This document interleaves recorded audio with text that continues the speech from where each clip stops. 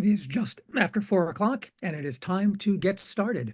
I want to welcome everyone to the Washington History Seminar, Historical Perspectives on International and National Affairs. This afternoon, we're featuring a recent book by Sophia Rosenfeld entitled The Age of Choice, A History of Freedom in Modern Life, and our discussants this afternoon are Helena Rosenblatt and Joel Isaac. I'm Eric Arneson from the George Washington University. I co-chair the Washington History Seminar and have been doing so since 2013. And in the summer of that fateful year, 2020, we have been gathering here online, assembling participants from across the country and across the globe. A few quick things before we get going. First, this session is sponsored by the American Historical Association. Second, we'd like to thank the people who behind the scenes make these sessions possible through their labor setting up the Zoom and taking care of the registration. Third, please take note of our next session of the Washington History Seminar, which takes place next Monday, that's March 3rd, 2025 at 4 p.m. Eastern Time, when we reconvene to discuss Michael David Fox's just published book, Crucibles of Power, Smolensk Under Stalinist and Nazi Rule, with discussants Nicole Eaton and Stephen Kotkin. As always, we hope you join us. Fourth, on the logistics front, today's session is being recorded and can soon be found on the Washington History Seminar's YouTube page, where many, many dozens of past programs are archived. Fifth, when we get to the question and answer section of this webinar, we ask those of you with questions to use the raise hand function. In that case, I call on you, you unmute yourself, you pose the question directly in your own voice, or you can use the Q&A function on Zoom, in which case you write out a question and I get to read it. We'll call on as many folks as we can. All right, with those preliminaries out of the way, it is my sincere pleasure to introduce our featured author this afternoon, Sophia Rosenfeld, the Walter H. Annenberg Professor of History and the chair of the Department of History at the University of Pennsylvania, where she teaches European and American intellectual and cultural history. Her books include A Revolution in Language, The Problem of Signs in Late 18th Century France, published by Stanford University Press in 2001, Common Sense, A Political History, Harvard University Press, 2011, a book that won the Mark Linton History Prize and the Society for the History of the Early American Republic Book Prize, and Democracy and Truth, A Short History, published in 2019, which we featured in person at the Washington History Seminar. Her articles and essays have appeared in leading scholarly journals, including the American Historical Review, the Journal of Modern History, French Historical Studies, and the William and Mary Quarterly, as well as publications such as the New York Times, the Washington Post, Dissent, and The Nation. From 2013 to 17, she co-edited the journal Modern Intellectual History, and in 2022, A Cultural History of Ideas, a 6-volume book series covering, well, antiquity to the present, for which she was co-general editor with Peter Struck, appeared with Bloomsbury and won the Association of American Publishers Award for Best Reference Work in the Humanities. Her writing has been or is being translated into lots of languages: French, Spanish, Portuguese, Turkish, Hindi, Korean, and Chinese. She's no stranger to the Washington History Seminar, having presented and commented before. And today, we're delighted that she'll be discussing her latest book, published by Princeton University Press, entitled The Age of Choice, A History of Freedom in Modern Life. Sophie, welcome back to the seminar. Thank you so much, Eric. It's lovely to be here again, even virtually. And I want to just start by thanking you and the other organizers of this seminar, and Helena and Joel, who I can't quite imagine better commentators. I'm much more interested in hearing what they have to say than, hearing myself, and anybody who's tuning into this. So I'm grateful, and thank you as a way of starting. I thought I would not write something formal, and I would just sort of talk.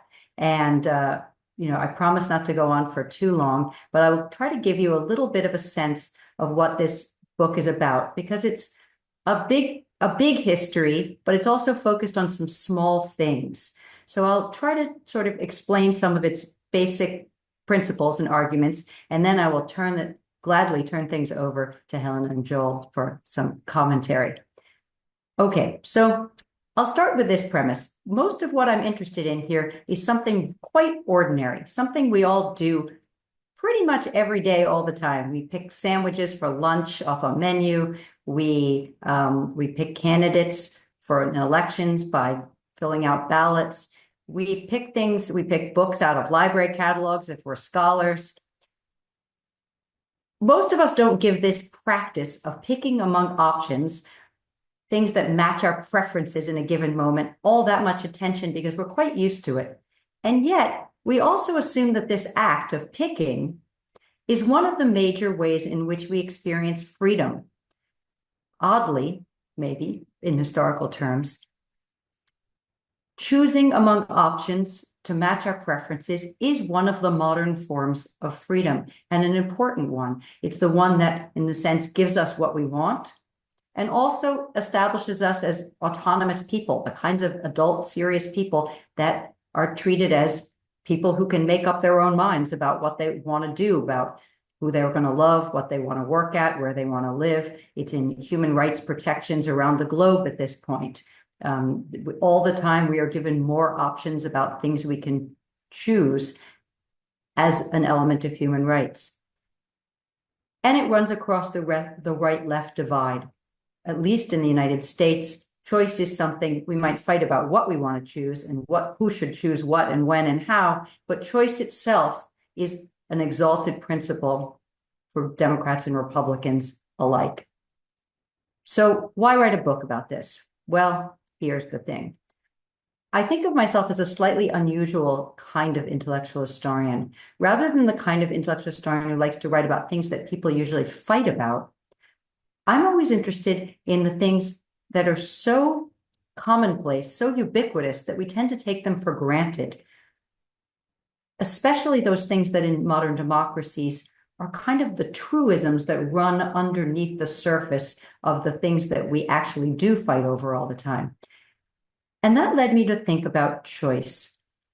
For one, choice has been, in some sense, the meeting point of our economic and our political lives for quite some time. And yet that hasn't always been the case. So I thought to myself, how did we get to the point where choice seems like an important principle of advanced capitalism and democratic governance, and often their meeting point, and yet it's not something that we think about very much, and we certainly don't think about very much in historical terms. And so one of my starting points was simply a historical one. How did this happen?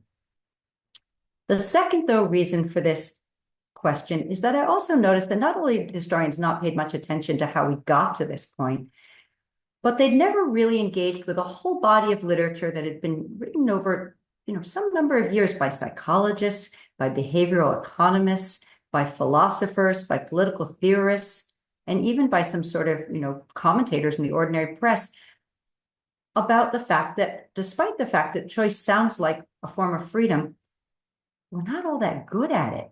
And it plagues us a lot. We choose badly. We don't know our minds. We change them all the time. All the things that rational choice theorists assume that we're going to be like, at least for the purposes of modeling, turn out to not really work that well in practice.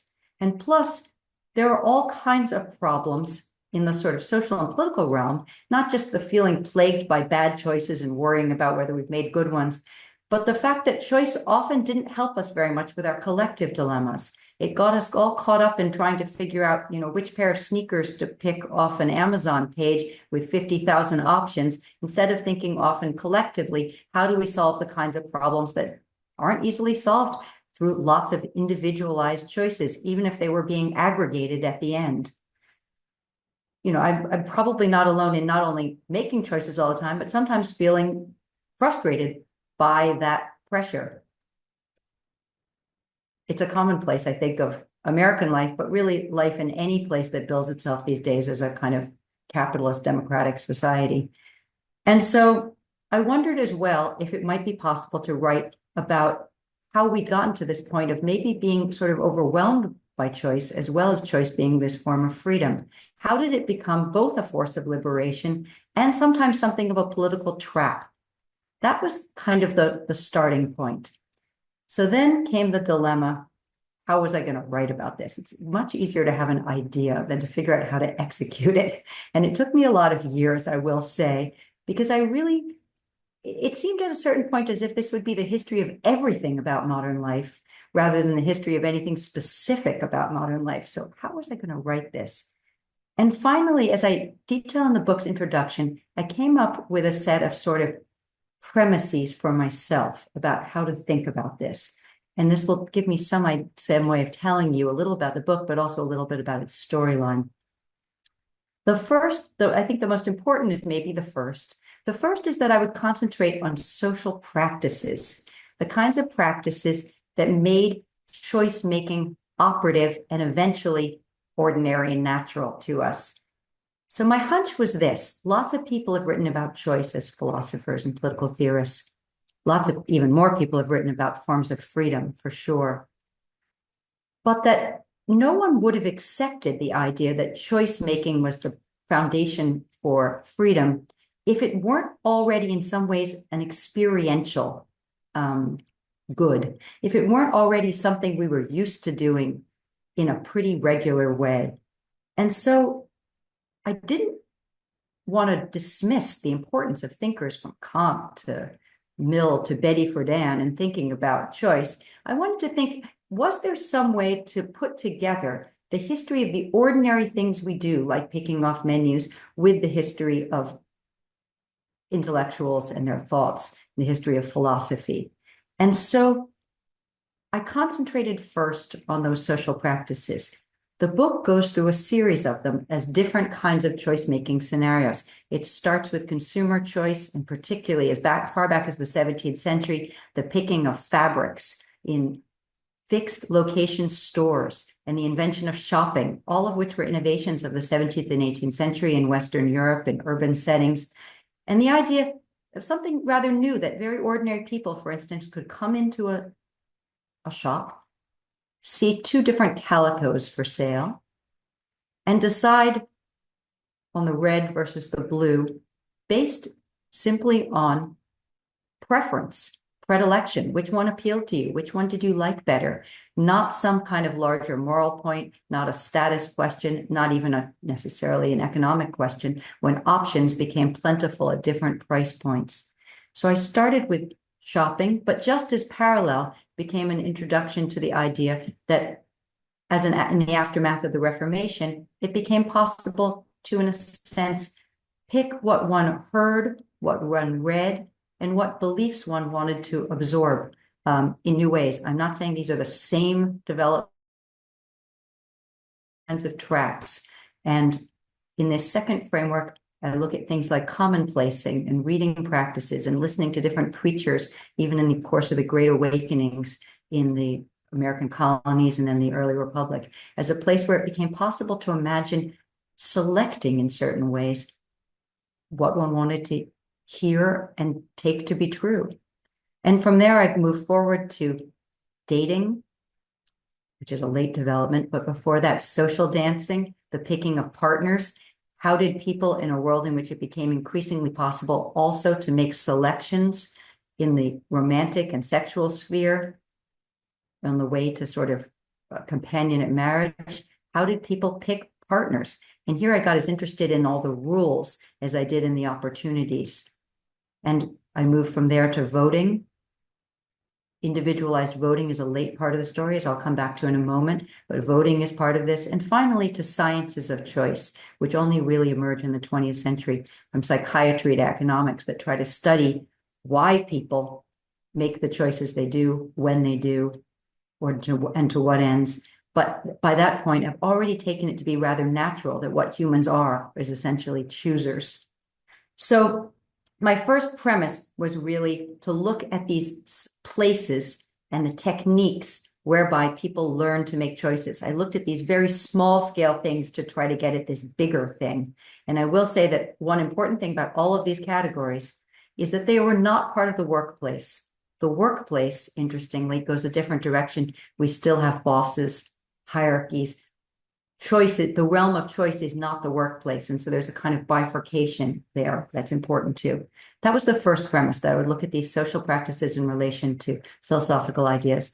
The second, briefly, is that I would look at the rules around choice as much as the freeing parts. We tend to think that choice might happen because of deregulation and the end of strictures on doing things, but choice needs just as many rules as anything else, maybe more. It's possible to even argue that law emerges the way it does in response to the proliferation of choice. And so to that end, I decided to focus on what I call, following the behavioral economists, choice architects as much as choosers. So the people who set up the rules, laid out the options, helped in certain ways regulate the business of choice making so that it wasn't impossibly disruptive of either people's personal psyches or even more social rules of different kinds.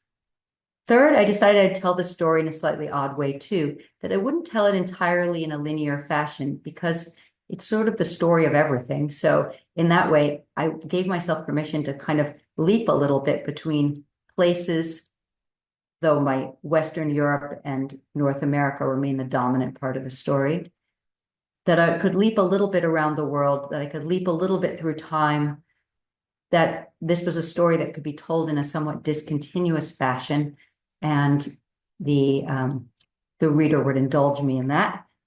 The fourth premise is, again, a really important one, and that is that I would tell this story, and this was the latest piece to actually emerge in the composition of the book, that I needed a focus in terms of the actors in this book. And a lot of that focus came to be about women, not because women are the only people choosing, far from it, but because women had a kind of complex status in the story that might allow some of the larger problems and promises in the paradigm of choice to become apparent. What do I mean by that? The very first consumers picking that fabric were largely women. And so in some ways, women were the first modern choosers in marketplaces of various kinds. That said, they were immediately tainted as the kinds of unserious people who made choices based on things like, well, we would call them preferences, and 18th century English people would call them whims or fancies. Things with no serious foundation and no concern for sort of the larger good. And what interested me is that women were both kind of modern in getting there first, but then also tainted by their participation in this action, and even more limited and kept from some of the most important choices, or always given more rules or more moral strictures around what they could and couldn't do, which also made choice always aspirational for women. And feminism, to my mind, develops largely hand in hand with liberalism from the late 18th century onwards. And that meant that women's demands were often framed in terms of access to choice in voting, suffrage, and all the way up to reproductive choice. And the book really ends with reproductive choice as not the beginning, the debate in the 1970s around Roe v. Wade, not as the beginning of a story, but in some ways as the culmination of a story in which it seemed obvious somehow to people, and this was in France too in the 1970s, that if you framed something that people were uncomfortable with when talked about in terms of women's rights or equality or population control or healthcare or justice, if you simply said, it's a question of choice, it's letting people be autonomous in deciding what the options were and giving them one more option in legalizing abortion. This was chosen in order for abortion to become a less contentious issue in the aftermath of Roe v. Wade. And we've seen, of course, that it hasn't really worked out that way. I think that's pretty fair to conclude. But at the time, it seemed like such a bedrock value because by sometime in the 20th century, there was a kind of fusing of this consumer ethos and this political ethos, such that it seemed natural to say that if women were going to be fully autonomous people and the equals of men, they needed the same choice-making opportunities. So there's kind of a line there that goes from John Stuart Mill and Harriet Taylor all the way to now and the organizations that fought for reproductive rights in the 1970s. And so I tried to look especially here at novels, because novels have often thematized, especially around women, both the traps around choice and the possibilities. They let us, as early as the 18th century, get into the psyches of women, the realist novel, who would be, in a sense, confronted with choices, always bounded choices. There were always rules, but choices nevertheless, and the pressures they felt in various directions and how they navigated those. And, of course, the social response to that effect. Finally, I decided I wouldn't shy away from normative conclusions. A little odd for a historian, perhaps, and I don't really go as far as I thought I would initially in that direction, towards sort of seeing if I could blend political theory a little bit with history writing and come to conclusions that were both normative and historical. The historical ones are easier to describe to you. What's the point of all this? Where does it go? What are the big arguments? Several. One is I want to really reperiodize our thinking about democracy. I think we tend to think that choice and democracy emerged together in the age of revolutions.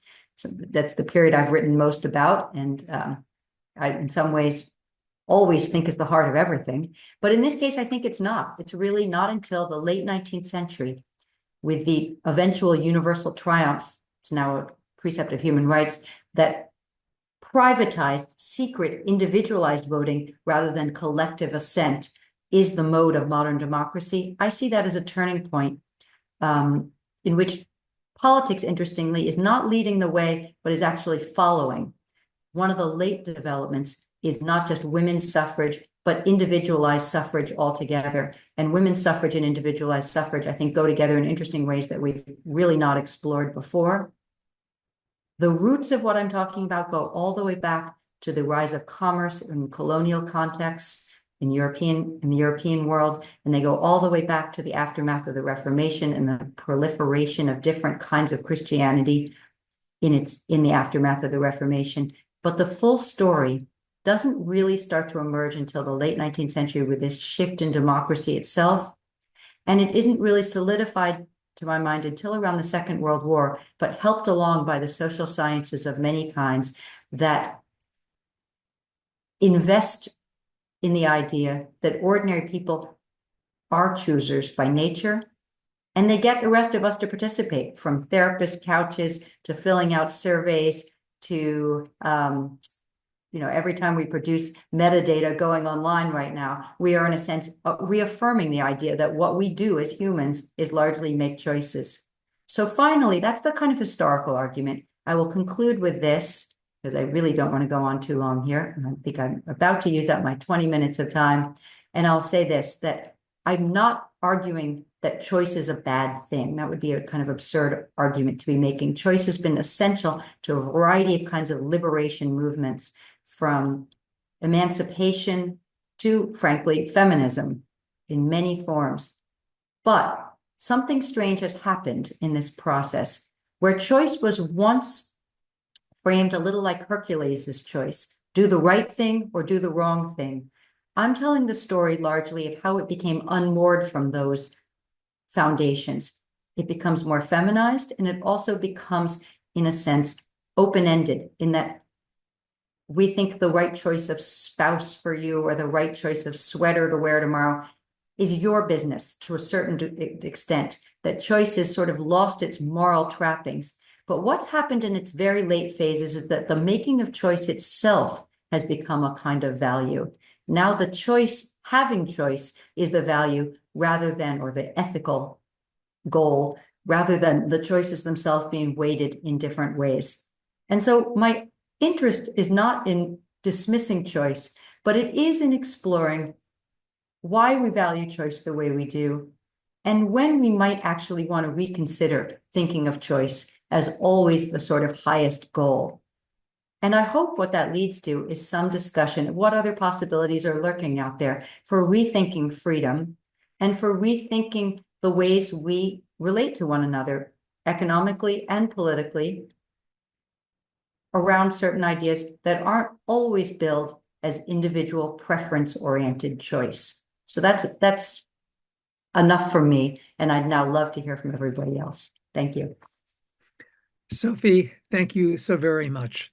Our first discussant this afternoon is Helena Rosenblatt, Distinguished Professor of History at the Graduate Center of the City University of New York, where she teaches European intellectual history and about liberalism, republicanism, Christian thought, the Enlightenment, and early, modern, and modern Europe.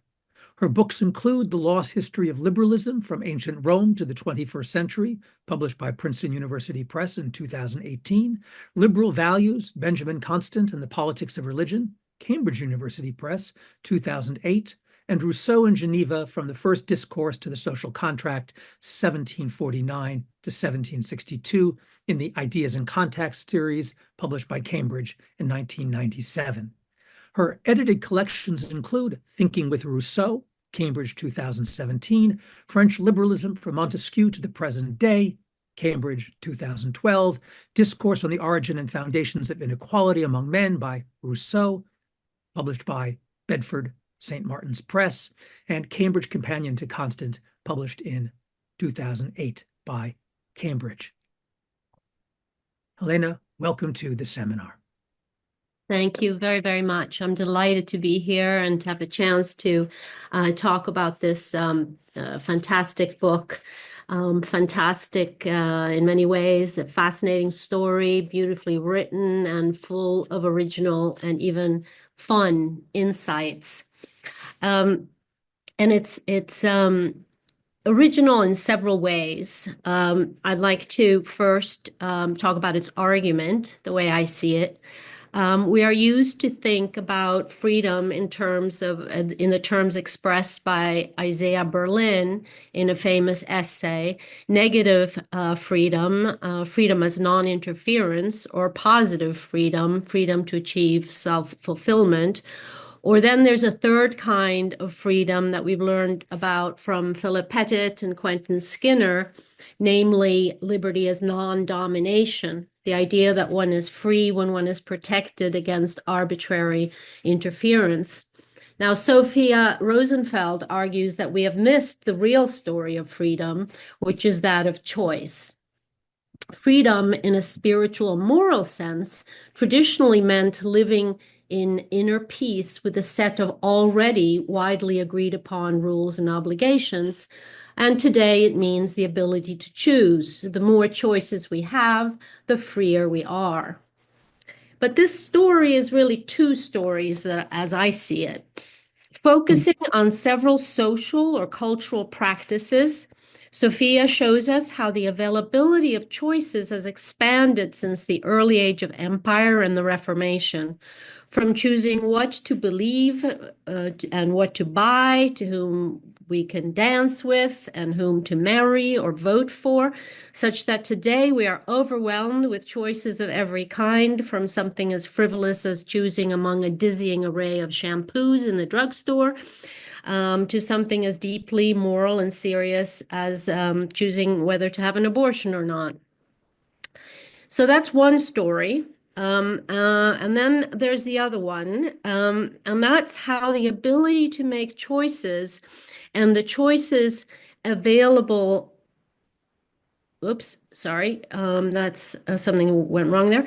But then there is the story of how we over time can come to see choosing itself as a valuable thing and the essence of freedom. How we came to think of ourselves as autonomous choice makers, and how we associate that with freedom, or rather we equate it with freedom. So these two stories I see as interlaced in the book. I find the book methodologically original and mind-opening as well. Instead of giving us a purely intellectual history, focusing, say, on Locke, Kant, John Stuart Mill, for example, the story she tells revolves around a series of cultural practices or rituals, the advent of auctions, shopping, the use of dance cards, cotillon, waltzing, the invention of the secret ballot, and all play starring roles in this fascinating account. Locke, Kant, and Mill and others do make occasional appearances. Mary Wollstonecraft, Freud gets several pages, but they're often cast as observers of what is happening. Ideas and practices in Sophie's telling work together to propel this story forward. Another very interesting thing is the book's focus on women, the opportunities women have gradually obtained and the choices they were increasingly able to make, but also always the constraints, rules, and conventions that accompanied every step, and for them in particular. So this brings me to something else. In the end, it seems, and I love to hear Sophia talk about this and see if I'm right, this is a sad story. Sophia is obviously way too sophisticated an historian to see things in this sort of either or way, happy or sad, good or bad, or as a linear story. But generally, over the course of the history she describes, for women, it's been plus ça change, plus ça reste la même chose. The more things change, the more things stay the same. Women are constantly seen by many, if not most, as frivolous, selfish, vain, and sexual beings needing control. Choice feminism has taken us down the wrong road. Recent years, moreover, have seen the rise of neoliberalism and the rise of a way of thinking of human beings as primarily economic choosers. And for people of color and the poor, choices have always been much fewer, of course.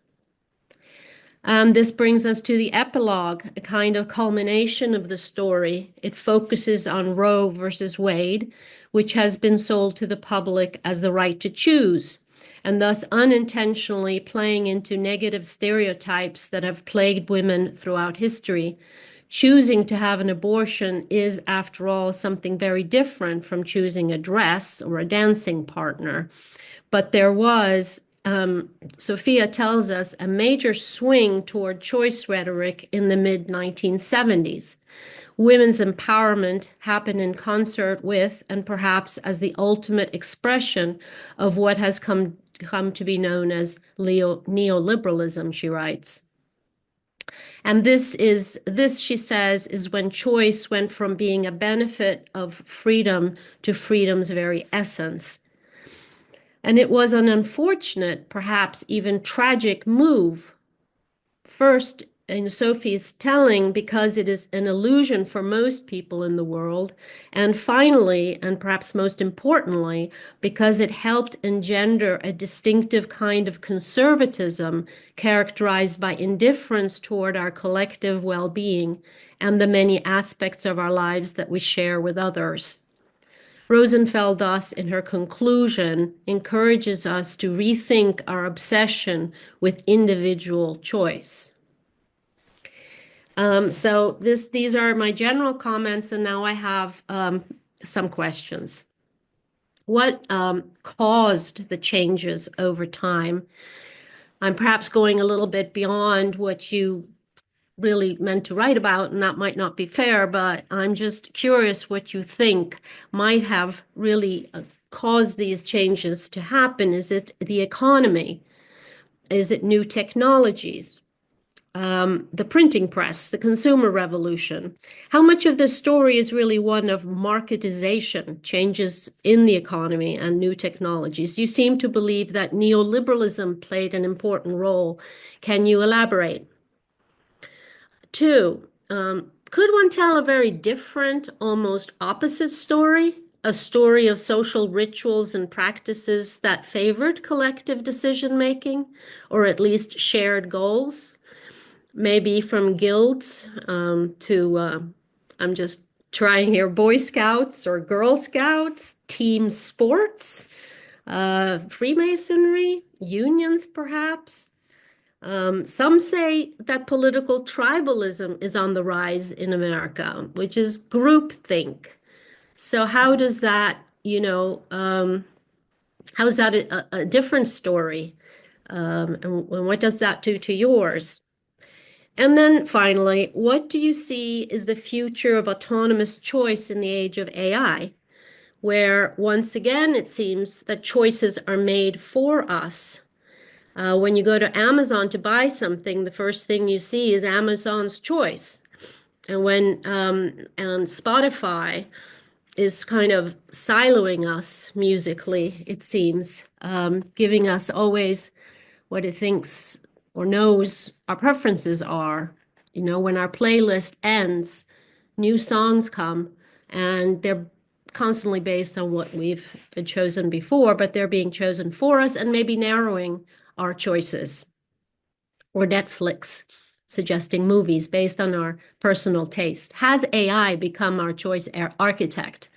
And what do we do about that? So those are my questions, my remarks. I think I've used up my time. Really enjoyed the book, and yeah, hope to hear your reflections. Thank you, Helena. Sophie, there are some small questions on the table. Yeah. Perhaps you'd like to share some thoughts. Those are fantastic questions, because the answer to all of them is sort of a yes, right. And so I'll take them each in order, and I'll say something. I'll be brief because I want to make sure we get, they're wonderful questions, and they require bigger answers than I'm going to be able to give. But what caused these changes? And you're right, I don't spend an enormous amount of time on sort of causal mechanisms as much as on describing the practices themselves. And you, of course, are in some ways our great authority on liberalism. And yeah, I mean, you wrote the book we all read about liberalism. So, this is a question in a sense for you too, right?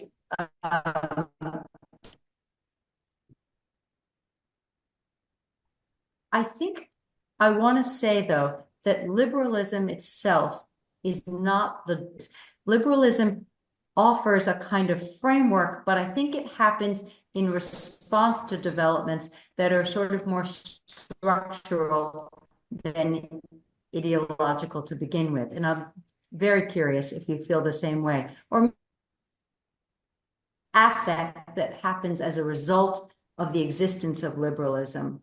And I do believe that this is driven by sort of the largest stories in modern life. I mean, it is, in some sense, the story of modernity. People came to cities, first of all. Cities created concentrations of people who didn't know each other. They also created economic opportunities that were new, opportunities like shopping, where people weren't in small-scale marketplaces. So I think urbanization, commercial development, and added to that, the kind of political and religious fracturing of Europe are very important in creating the idea of multiplicity or variety, which has to be responded to in some ways. And one is a drive to force everybody to do something. The wars of religion are as important to this story as anything. But the other is a kind of gradual acceptance of pluralism.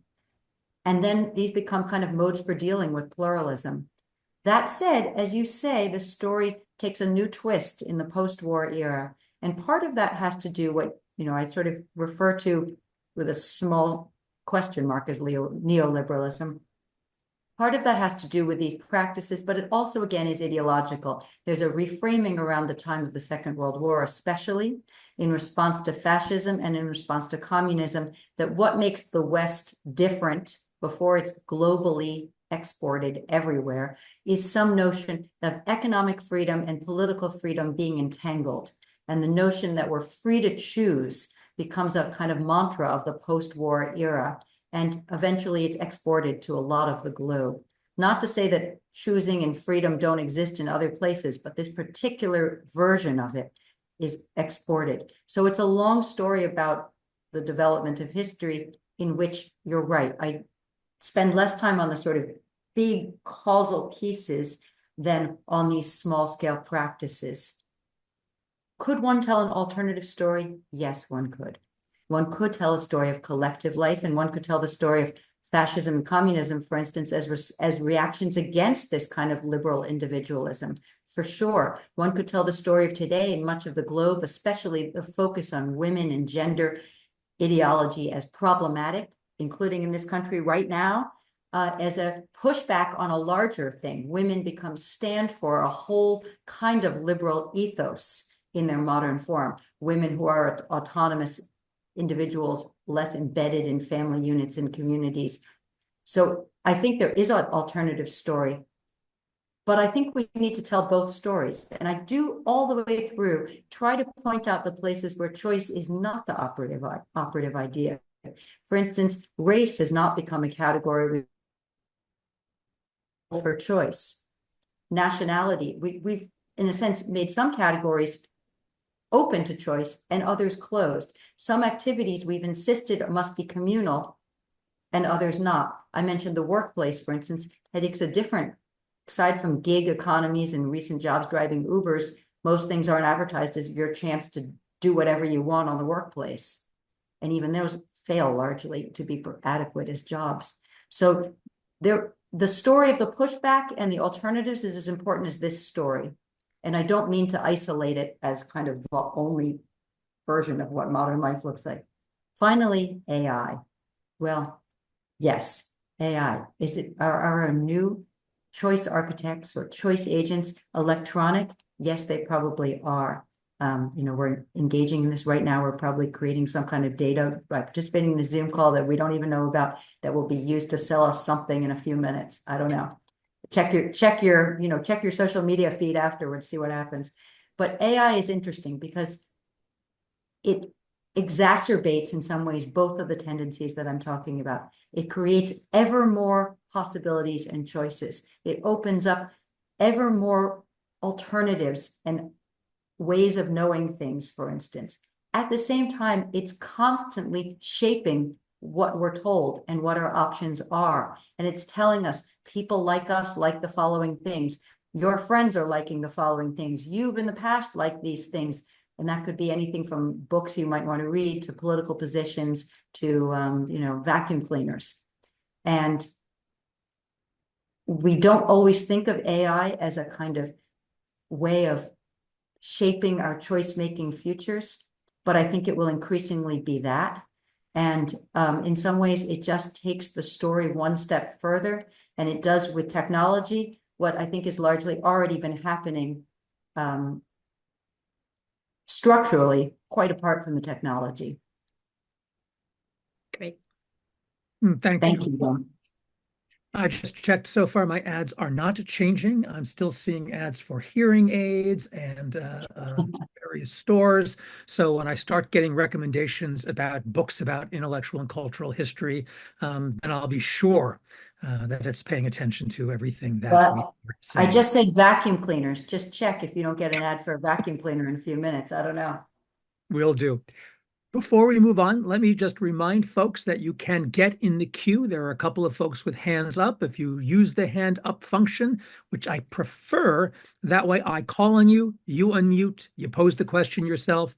You can also use the good old-fashioned Q&A function on Zoom and write out your question, in which case it's my voice that you'll hear, not your own. But you can get in the queue now. Feel free. Our second discussant today is Joel Isaac, an associate professor in the John U. Neff Committee on Social Thought and the Department of History at the University of Chicago, where he's also a senior fellow at that institution's Society of Fellows in the Liberal Arts. He is the author of Working Knowledge, Making the Human Sciences from Parsons to Kuhn, published by Harvard University Press in 2012, a book that received the Gladstone Prize from the Royal Historical Society in the United Kingdom. He's also the co-editor of States of Exception in American History, University of Chicago Press, 2020, The Worlds of American Intellectual History, Oxford, 2016, and Uncertain Empire, American History and the Idea of the Cold War, Oxford, 2012. He's currently working on two projects, Politics by Other Means, the 20th Century Human Sciences in the History of Political Thought, and Together Alone, the Political Foundations of Economics. Joel, welcome to the seminar. Screen's all yours. Thank you, Eric. And thank you, Sophie, for, and Eric for inviting me. And I'm just delighted to be part of this discussion. I remember, Sophie, I guess it was a few years ago now that you told me you had this idea for a book on choice. And I remember thinking, I wish I had that idea, but it dawned on me even then that I wouldn't know how to write it. And I now realize, having read your amazingly wide-ranging book, that I couldn't have written it, but I'm glad that you did. It's such an extraordinary it is a kind of history of modernity in its own way. And so it's been incredibly rich reading experience for me. And so I'm going to give some reactions and throw out some questions as I go, and I hope that will be useful. Uh, well, you mentioned the choice of sandwiches in your opening comments, Sophie, and that's where I want to start too. In the spring of 2003, I walked into a deli in Greenwich Village in New York City in hopes of finding some lunch. I was at that time a very green PhD student from the University of Cambridge in the UK. I was, in fact, beginning my first research trip to the United States, and it was my first visit to New York. So I approached the counter ready to ask for a bagel. But since others were in front of me, I was quickly able to discern that I had a lot more choices to make than plain or sesame. Um, I looked at the lunch menu above the counter and then at the bewildering range of fillings and condiments before me. And I was seized, and this is an experience that happens more than once in your book, Sophie. I was seized with a sense of anxiety. The possible combinations were endless. Um, I had very little idea of what most of the options were, let alone what I might like in my bagel. My own upbringing in the southwest of England and then in the far north of the Netherlands had simply not prepared me for this. But what I noticed was customers were giving complex orders with complete authority. Um, my own turn came sooner than I wished. I was mumbling something about pastrami when my eye caught the list of specials. I selected the first option, relief, no more decisions to make. Um, so one choice made completely arbitrarily was enough to save me from the ire of the very busy staff, and also because this is New York, from the ire of those behind me in the line. But what really stayed with me was not my own anxiety in the face of all those options, although that was real. It was that everyone else knew exactly what they wanted, or so it seemed to me. A child of the provinces, I was amazed that customers knew in detail what they wanted. How could one be so in tune with one's appetites as to know in advance what combination of so many ingredients would maximize one's satisfaction just now? Where did one learn to be such an exacting line manager of one's tastes? How was complex choosing like this second nature? It was just amazing to me. Well, I've now lived in the US for almost 8 years. And I confess I'm still somewhat intimidated by the prospect of ordering deli food in New York. I'd probably opt for a special even now, to be honest. But I'm nevertheless a better curator of my consumption decisions than I was in 2003. In line with Sophie's suggestion in the conclusion of her wonderful book, perhaps my earlier indecision could now be seen as a strength, as a refusal to revel in the circumscribed freedom of independent choice. But the truth is, I found it deeply embarrassing, shameful even, that I did not know what to choose. There are so many things to admire and learn from in the age of choice, and I can't do justice to many of them in my comments this afternoon. But I'm going to end my brief comment with a meditation on how choice might remain not just a right, but an obligation, often freely or incontinently given, despite Sophie's concluding reflections on how we might break out of the particular paradigm in which freedom is associated with choice. So that's where I'm headed. But I'll comment on something else first. One question that was at the forefront of my mind as I read Sophie's book, and I think was brought out in part by Helena's comment. One question I had was this: what does the history of choice have to do with the history of what seemed to me, at least, to be very similar concepts or ideas? There is, of course, perhaps first and foremost, the history of the idea of freedom or liberty itself. Then there is a history of modern, let's say, post-scholastic conceptions of rights. There is also the history of the self or of the individual. There are books, right? Classic books with these names. The history of capitalism and commerce and commodification, and the history of egalitarianism and the idea of equality. And behind all of these, I think, and this is a hat tip to Helena, whose book I've taught many times, there's a history of liberalism itself. The The age of choice, so it seems to me, takes its place alongside many of the classic works on these topics. Um, and I would add that many of the Age of Choice's central themes are very much components of the history of liberalism.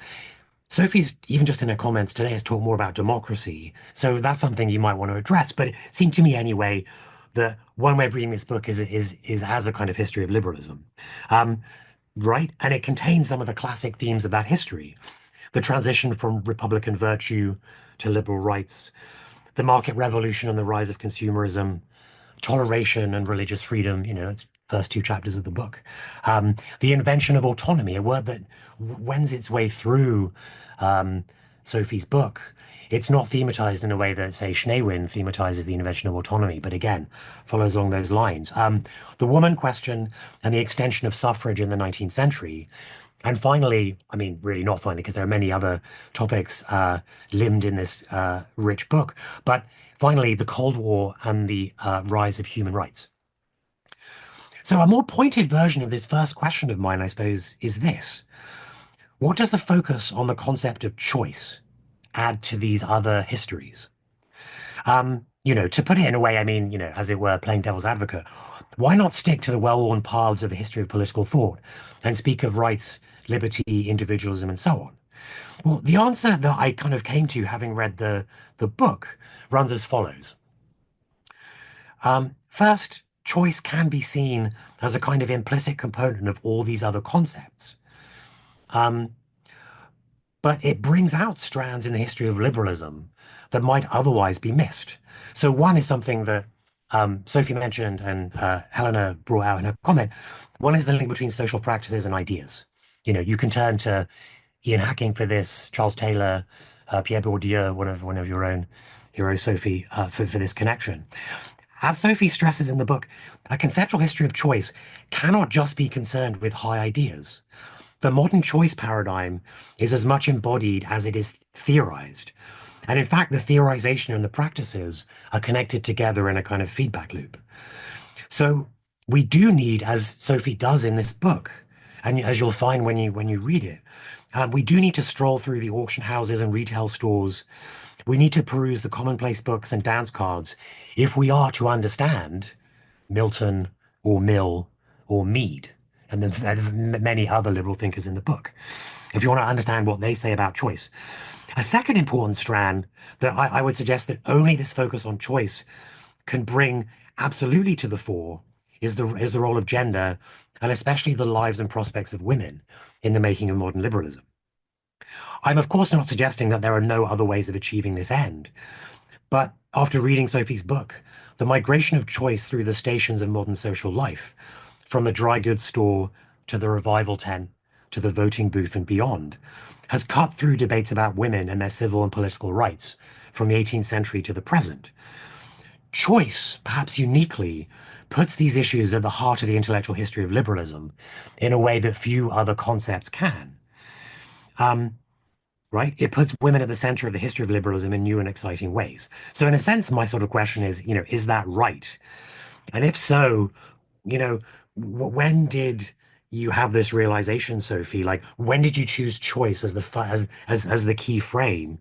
And how do you think the story you've told relates to those classic works on the history of the self or of individualism or of toleration and so on, right?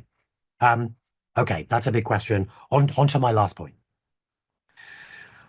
Okay, now that we know, thanks to Sophie's book, this rich history of freedom as choice, what can we do? What do we do? Can we imagine a world beyond choice? Or at any rate, one in which independent choice is no longer a synonym for freedom? In her conclusion, Sophie lays out the possibilities, from a refurbished vision of choice to its rejection as a paradigm of human action, to a kind of utopian reimagining of choice and its others in the full range of human possibility. For my part, and perhaps this is just because I'm a pessimist or I'm just feeling pessimistic right now, I'm instead tempted to say that the problem with potentially getting rid of choice or even changing it, rethinking it radically, is that choice behavior is too easy to discern and therefore too difficult to banish. The decision sciences tell us that so long as our actions are not completely random, there will always be a pattern to our choices such that they can be construed as an expression of our preferences.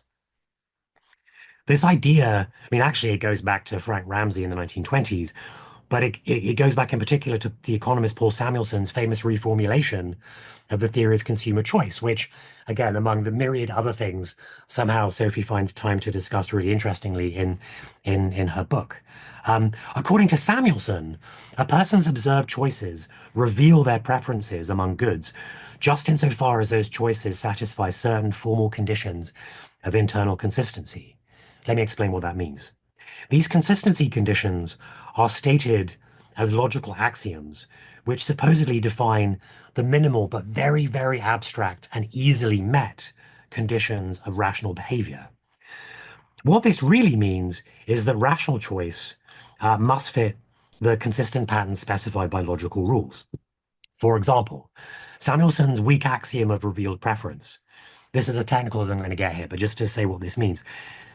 This weak axiom of revealed preference stipulated the following consistency requirement. If some element X is chosen from a set that includes Y, i.e. Y could have been chosen instead, then Y must not be chosen from any set that includes X. The key point is that the economist can apply this principle of consistent choice to the observed choices of a consumer, and on the basis of those observed choices alone, reconstruct their preference ordering over a given set of goods. Okay, thus, using only what was supposed to be a minimal requirement of consistency in choice, one could, at least in theory, attribute a choice function to consumers based on observable evidence alone. The way I put it is this way. Choice theory, our being intelligible, our actions being intelligible in terms of choice, gets its hooks into us, whether we like it or not. Okay, so since Samuelson, many additional consistency conditions for rational economic choice have been formulated. This is in a way a lot of the focus of Sophie's last chapter on the sciences of choice. And I could expand some of what she says there. Some of the classic works in this vast literature on internal consistency of choice include, in addition to Samuelson's paper, John Nash's The Bargaining Problem, which laid down consistency requirements on decision-making in non-zero-sum games, Kenneth Arrow's Social Choice and Individual Values, and Duncan Lewson and Howard Rafer's Games and Decisions. Just as importantly, the recent explosion of interest in failures of rationality, which again, Sophie mentions in the introduction, notably the heuristic and biases approach of Daniel Kahneman and Amos Tversky, that approach, too, uses these consistency conditions as the standard against which lapses in reasoning are to be judged. Okay. What emerges, I'm almost done here. What emerges from this picture is that, I think, is that we human beings can be said to incontinently express preferences and make choices. Even if we follow Amartya Sen and insist that internal consistency of choice is the poor way of making sense of human decision making, perhaps it remains the case that the least of our actions can be read as choices. We are conscripted to the choice framework, even as we seek to pry ourselves free of it. Time's arrow, as the economist Gary Becker once argued, destroys some options and selects others, even when we try to remain passive like Bartleby. Our inaction is also choice behavior. So what I want to suggest is that what makes it easy to connect freedom and choice is that, well, it's easier and less costly than the alternatives. Autonomy is demanding. So is virtue. What price Republican liberty or Kantian autonomy when choice is cheap and a readily available default for our vision of freedom? If, as Duncan Bell has argued, we moderns are conscripts of liberalism, are we not conscripts of choice too? This is the question I want to put to Sophie. Will our utopian efforts to imagine radical freedom ultimately yield once again to choice as a kind of ethical default? I'll leave it there. Wow, what a terrific comment. Okay, that's a lot to think about too. And thank you so much, Jill, for those remarks too. Many things to say here. I'll try to say a few quickly. when you started talking about your arrival in the US, and I've heard this from many people, the sort of overwhelmingness of something, whether it's the sandwich and the bagel selection, or it's the toothpaste aisle in your supermarket, when they're, who's going to read all that packaging, figure out the difference between the 15 different kinds of Crest alone, right? And when people write articles about choice, what they usually, if you want to illustrate them, the most common default way to do it is you put somebody who's clearly from somewhere outside the Western Hemisphere, standing in front of the cereals or the toothpaste in a big store. It could be, whether it's a European or Mexican or North American department store or supermarket, and having them look befuddled in front of just simply too many possibilities. The interesting thing about the literature you're citing, which is rich, and I don't do full justice to the kind of incredible array of thinking about choice that economists, and you noted mainly economists, go through in the 20th century, in the course from, all the way really through from the founding classical economists of sort of circa 1900 up to people like Kahneman. That literature is extremely important and interesting, but even the behavioral economists start from the position that we should be rational choosers. That's just what we are. We should be able to cope with these situations. This is normal. This is natural.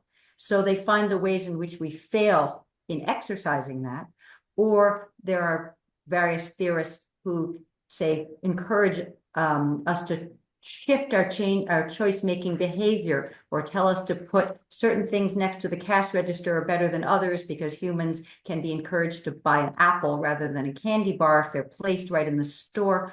All of this literature on choice is deep and rich and fascinating, but it never takes up the question, is this really what human life is always all about? Is this what humans always do? And that's where historians, I think, can always be important. Historians can sometimes say, and anthropologists can do this similarly, they can sometimes step in and say, this isn't always how people have organized life. And we may well want to embrace choice as one of the great products of modernity. And you give several reasons we might want to, for sure. And we're used to it now.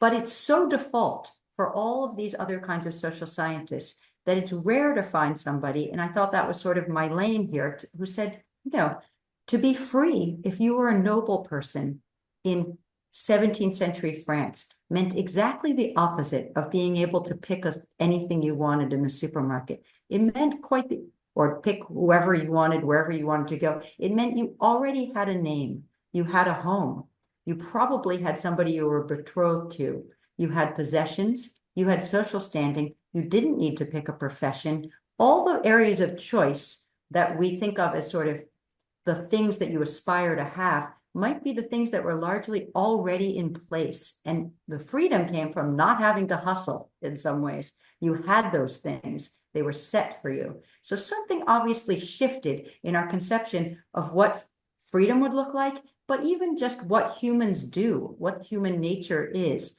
And I wanted to trace that. So this is a long-winded way of saying, come back to your question about, is this liberalism? And many times I did ask myself, I wonder if I'm just rewriting the history of liberalism without calling it that. Is this the same thing? But I had two aspirations that I think were slightly different than that. One is this first one, to sort of make us rethink the idea that we were always building towards liberal norms. And the other is to kind of, much in the way Helena has too, but in differently as well, challenge our conceptions of what the history of liberalism looks like. In some ways, the story I'm telling is more capacious than liberalism, because plenty of people are choosers. We're all choosers, whether you identify as liberal or not. And consumer choices, of course, gone to places like China, which do not frame themselves in liberal norms at all. So in some ways, the story is bigger. But in other ways, it's not the story from Locke onwards. One thing that really struck me in writing this was I went back, because I wasn't sure what I'd find. I went back and looked at a lot of early constitutions and bills of rights, including of the states, for instance, early on. And I looked at the various, the French constitutions of the 1790s. And Most historians of human rights and of liberalism like to tell a story of how the sort of expansion of those rights looks kind of like almost like a line that you keep drawing. And yet, not a single right is framed in almost any of those documents around choice. It is not the language of the 18th century. It is not the language of human rights or liberalism as it emerges. I could find places where people talked occasionally about religious choice or political choice, but even when they did, they meant something different. They meant freedom of conscience, or they meant political choice meant group choice, not individual choice, and it wasn't in most documents. And so I was also really thought it was important to show both how this is, in a sense, bigger than liberalism. I think right now we're seeing the Trump administration has just announced in some of its executive orders a commitment to freedom of choice in appliances, light bulbs, and cars, not in some other realms.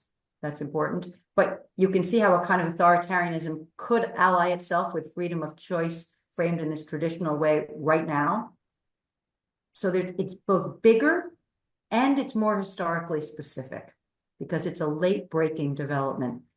I traced the story from the 17th century onwards. It sounds like the classical story of liberalism, but the part I'm really describing is later, I think, in its evolution than we might be led to ordinarily believe. And it's more historically and culturally specific. And it's one of the reasons that it's one of the things that's causing global strife right now, is a pushback in many places against this kind of framing. So I'll stop there. But thank you so much for those thought-provoking remarks. Thank you. All right, let's open this up to the audience. We have a number of people with hands up. First is Stephen Shore, who's been waiting patiently, and then second we'll have Ellie Shermer, and then we have several more after that. Stephen, unmute, pose a question.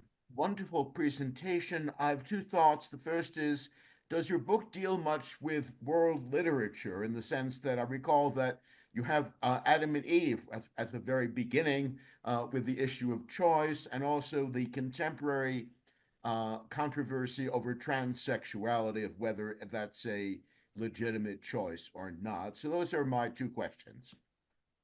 Okay, terrific. Thank you.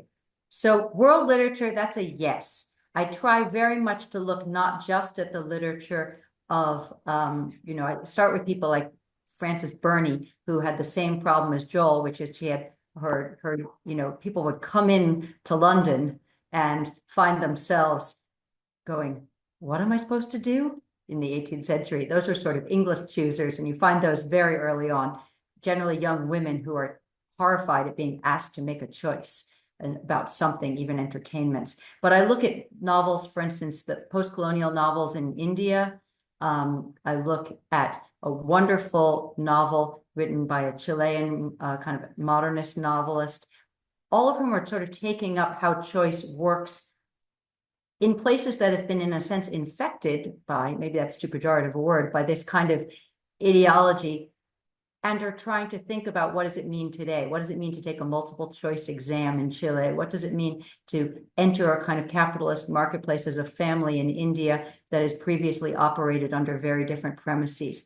I think novels for historians are a terrific way into this topic, because so much of the novel is about the relation between external pressures and the interior psyche of peoples. It's the place you can kind of see the boundaries that shape choice and the thought processes of modern people trying to imagine how to navigate. So yes, and Adam and Eve are, of course, the paradigmatic choosers for me. The question about trans identity is a very complicated one, and it's one I'm not an expert in, but I will say that there's an enormous debate going on today precisely about how to think about forms of bioessentialism and forms of choice. So the gay marriage debate, before the debate about trans questions that's so prevalent today, ended up with a kind of hybrid. Interestingly, the gay marriage decisions were based on the notion that in some ways being gay is being heterosexual or homosexual is not a choice. It's something that is, in a sense, essential to who we are. You might call it a bioessentialist argument of sorts. It's intrinsic to our self-definition. But the argument became, because we don't choose whether we're going to come out as gay or straight, we should all have the same choices about finding a permanent person to love, somebody to share life with, that the realm of choice should be made equal because we haven't chosen this other thing. And that's a kind of interesting combination of things. The argument about sexual identity and gender identity are not, however, identical. And there are arguments about the question, the trans question, that take up the idea that people are often know who they are better than some external determinants. But there's also the possibility of choice, gender fluidity, that I can choose how I want to represent myself to the world based on my own preferences. And I think we're sorting this out. And as I said, there are always some carve-outs. There are places where we think there's choice is okay, and places where we think choice is actually not acceptable. And much of our legal debate is in that sphere. And I think one of the reasons we're fighting so much socially around trans questions has to do with how to understand this phenomenon that's not new, but newly prevalent in our discourse. Thank you. Ellie Schirmer is up next, followed by Eileen Boris and Katrin Schulteis. So folks, stand by. Ellie, unmute. Okay, does it work? Great. Yes. So I'm actually going to go take us from the Bible to some other examples of pop culture before I get to my bigger question. And actually, Joel, I was thinking about it. Pret a Manger originally failed in the United States because Americans wanted choices. I find that really fascinating, and especially when a friend of mine who was also in Cambridge at the time was American and went into a Subway and ordered the sandwich he wanted from the choices available, he was told that wasn't going to be made because it sounded disgusting. And I do think there's a really interesting question about how even in the Western world, we might have some really important differences about what is expected to be a choice and not. But the pop culture ones that I actually thought of is listening to the comments in the talk was actually Fight Club, that great cinematic depiction of the Communist Manifesto, where the lead character says that he has to really sort of choose his IKEA placements that he buys. What he chooses is really going to set who he is. And then you get to The Devil's Wears Prada and that incredible speech about how the sad sweater choice that the lead character is wearing was actually made for her years before. And for me, I didn't hear anyone sort of talk about a big question for me, which is, where is the discussion of power in this book? The power of who actually creates the choices in front of us, or the power about who gets to have a choice. And I think that's really important. And especially just to push a little bit more about the AI, there has been excellent work about the importance of who is creating these so-called algorithms, the importance of understanding the race, gender, and class dynamics in Silicon Valley. These are just not computer generated, but actually have some very important aspects that when you have these horrible algorithms creating awful results just for asking for a Black girl joy, leading to a lot of terrible ones, that algorithm can be instantly tweaked and really sort of reflects the gender and class and racial dynamics in AI. I want to push a little bit more about where the categories are in terms of what someone can and cannot choose. And I actually think a lot about a comment that Professor Rosenfeld just said, which is, I identify. And to me, that language of I identify, what it means is that I don't have the choice, right, in terms of how I am in the world, that I get to actually make that. And this is where I do want to hear a lot more about this idea about, because, we have had in the US these challenges about what racial categories are there, and people, you can see this actually in the census, how much the racial categories on the census. And of course, in terms of our EEOC documents that you have to fill out during employment, you don't have to actually pick a racial category. And I think it's sort of very similar also with gender, but just the very question of what do you identify as, I think opens up some really interesting choices about the power one has to be who they are, right? The choice that they have when we're confronted with these other things. Thanks. That's a super set of observations. And thank you for introducing the word power, which I really didn't. You're absolutely right. I didn't say a word about that question.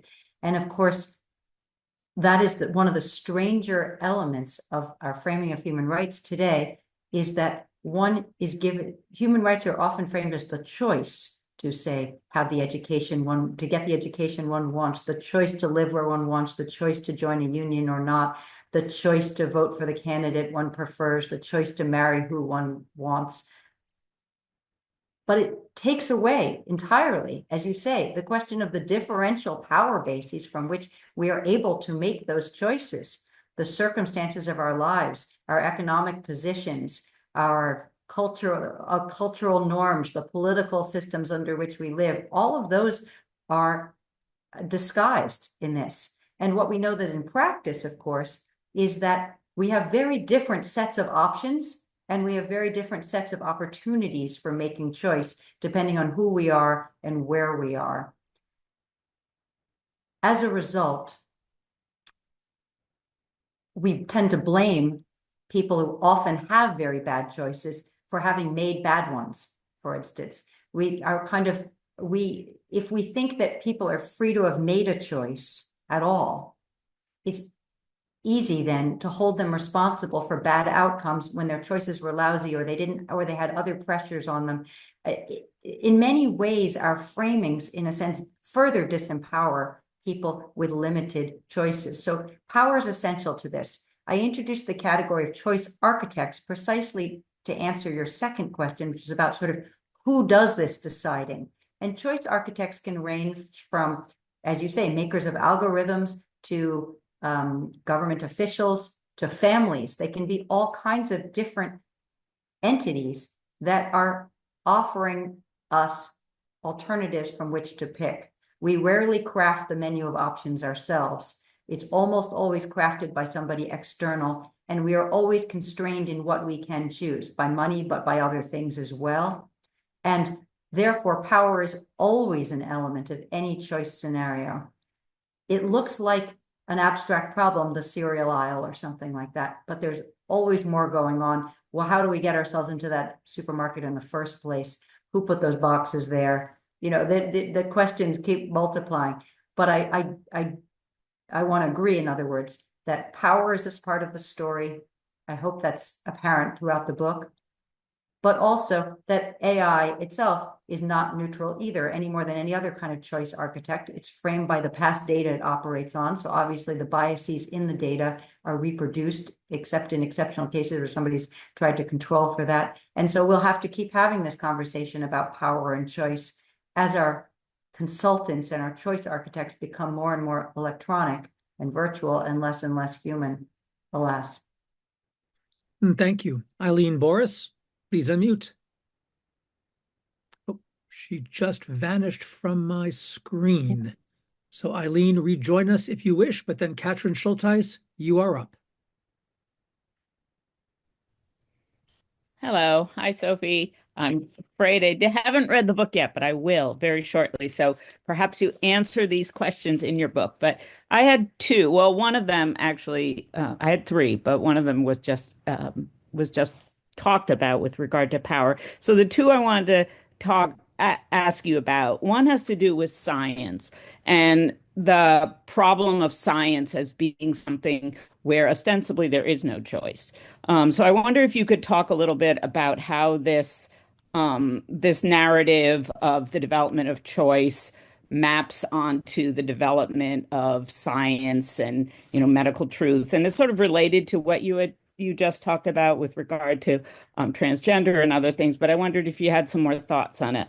And then the other question, it has to do with which again, you may well address this in your book, but has to do with the idea of manners, and how manners are really about you don't have a choice, as one doesn't do that, is sort of the watchword of manners. And so I'm wondering whether, a lot of people like Norbert Elias and other people have said, manners are sort of the glue that kind of holds civilization together. And is the decline of manners, which everyone bemoans, part of the dark side of the elevation of choice for choice sake? Wow, more good questions. Thank you so much, Katrin, and lovely to hear you, if not see you. Science and manners. Let me start with manners. Manners is one of the kinds of boundaries and laws that's central to the story I'm telling. So the reason I take up dance cards and ballrooms and waltzing, it all sounds very insignificant perhaps, is precisely to show the way in which any kind of choice behavior requires a huge amount of regulation. I mean, the same kind of regulation that traffic requires in some ways. Either that's formal law. In the case of voting, for instance, more and more law is created to standardize and regulate who can vote in what hours, in what form, with what ballots. All of this develops slowly. There's very little regulation of voting in the 18th and early 19th centuries. But in the case of social dancing, all of the law is essentially informal, by which I mean it's etiquette or manners. There's a huge literature, which I tried to plumb a lot of, and it was fun reading, from all over the world in the 19th century, describing the rules of the ballroom. And this might sound really small scale, except it's fascinating. You know, the man can only approach from the left side. He must take off his glove before he puts his hand in front of the lady from the right side, who can only stand up if she hasn't already said yes to somebody else. You know, if you read Jane Austen, you know some of this, right? It's already there. But those manners work to make choice making possible. And they are both a form of oppression and a form of liberation all at once. They make, to this day, all the kind of etiquette, even Joel talking about how people know how to order a bagel or not, has to do, and that's informal rules too. You wait in line, you tell the cashier what you want, you hand over your credit card. We know how to do these kinds of things. This, you might say this is a form of rules that, you know, you don't cut in front of somebody in the line, that is constraining, but it also makes all of these situations operative. And so I see the rules, the manners, as kind of the flip side of all the choice making. It requires an enormous amount of ritualized behavior that you can read about in a book in the 19th century, but you're supposed to really ultimately internalize to make all of this work. So that's a major part of the story, is the manners and etiquette. The science part, I deal a lot with sciences of choice. I deal less, I'm afraid, with your really interesting point about how sometimes science has led us to sort of conclusions that are not open to choice. And I mention those more in passing than I do in depth. But I do try to explain how in the 20th century, starting with psychiatry, so many sciences make choice itself the subject of scrutiny. And in some ways, of course, Freud takes away the idea that we're making conscious choices. He says, you know, you think you are, but you're not at all. And I won't go on and explain Freud to you right now. Obviously, that's not very relevant, but or appropriate either.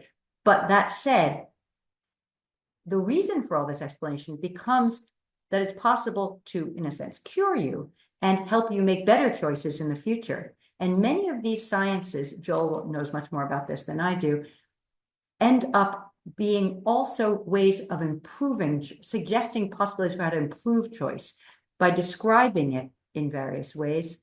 There are sciences that can be applied so that we are better choosers or better decision makers, whether that's in psychologist terms or in economist terms. But there is a prescriptive dimension to all of this. And so there is a kind of interesting tension that I think you're pointing to that I could have explored more between the rise of scientific thinking and the rise of various kinds of choice making. And the place I think it's most obvious is perhaps the one I just mentioned, though parts of feminism too, but around the gay marriage question, the tensions between the science that suggests, you know, are we somehow biologically programmed in our sexual, we don't call them preferences anymore, right? Quite the same way. Our orientations perhaps but in what ways should our sexual lives now be open to the widest range of choice, provided there's consent, which is a form of choice making. So thank you for both of those comments. Thank you. Eileen Boris is back. Please unmute. Join us. I'm unmuted. Hi, Sophie. It's been a long time. A number of my questions or areas that I was interested in have been addressed, but let me revisit in some other ways. You talked about choice as rationality, but I'm interested in the relationship between choice and other emotions, affect, the irrational, pleasure, and the relationship between choice and the body and its embodiment. And you suggested some ways that you address that throughout your discussions. The other areas that I was fascinated about is, do we have a choice, or do people discuss, do we have a choice to hate? Do we have a choice to discriminate? Do we have a choice to be illiberal? And I ask that because of questions like, in the social sciences, a path dependency. So what are the limits of our choices, and what do we tolerate? Again, it's the rules of society. Finally, since we're deconstructing the construction of choice, I want to ask you to deconstruct your own choices as you went about in the plethora of possibilities, for examples, for areas of the world, etc., that you made. What were your conscious frameworks in choosing in this book? Those are some, thank you so much, Eileen, and lovely to hear you as well. Those are some tough questions, and those are really interesting ones too, because they're a little bit unusual questions, and I mean that in the most positive sense. Affect and choice. This is where I found novels to be so helpful. Most discussion of choice in most places, especially in the political sphere, suggests, even early on, that people will know what's best for them. For instance, that's a premise of democratic theory, or that consumers will be able to determine what they want. But novels show us, as early as 18th century novels, but consistently up to the present, the ways in which affect is one of the key drivers of choice. And by the time behavioral economists tell us that we don't choose that well because we're not consistent in our preferences, back to that question about consistency, you think, well, that's true for economists, that's a revelation. But frankly, for anybody who's followed any world religion or read any novels ever, or even myths, this is not a huge revelation to discover we're not rational all the time, that people act out of anger, they act out of jealousy, they act out of spite, and they act out of also, as people like Sen pointed out of affinities and affections and caregiving as well, which can drive people to make decisions that also seem contrary to their own self-interest at various moments. So in some ways, the kind of findings of behavioral economics, they're proved in interesting ways, but they're not always revelations about human nature, and or behavioralists in psychology either. So affect, I try to touch on here and there. I probably don't do enough to pull that out all the time, but I do think the discussion of literature is the place to see that in practice, because the novel itself, I think, is a product of the choice economy. I mean, that it is a new product itself in the 18th century, and it thematizes, in some ways, its own existence, which is to say, you suddenly live in this world of possible storylines that can be told, and these stories are often about people confronting the great scenes in the great novels of the 19th century take place in ballrooms, in election scenes, in many of in stores, in many of the settings where choices people are asked to make it, and they're under pressures that are rational and many of them deeply irrational, like love or wanting status when they don't have it. So I think we can't think about choice without affect. In terms of my own choices, boy, that's a tough one. I will only say this book took me a long time to write. I wrote another one in the middle because I got stuck somewhere along the way. And that is because I had trouble figuring out exactly that question, my choices. There seemed to be a kind of unlimited number of directions that I could go.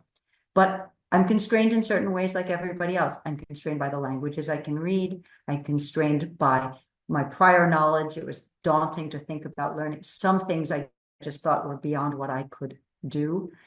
And I came to the choice. I thought about writing this. One way somebody might write about choice might be around history of race, especially in the American context. And I thought about doing that as well. But in the end, women kept coming back, women across classes, across races, as the place where I saw I had the capacity to do this, but also that I would be able to draw out what was most interesting, I hope, most effectively. So that was my own kind of choice journey. Thank you.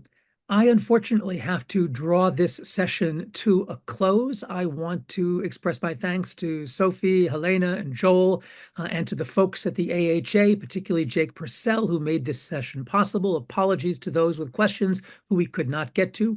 I couldn't get to my questions because of the vibrant discussion.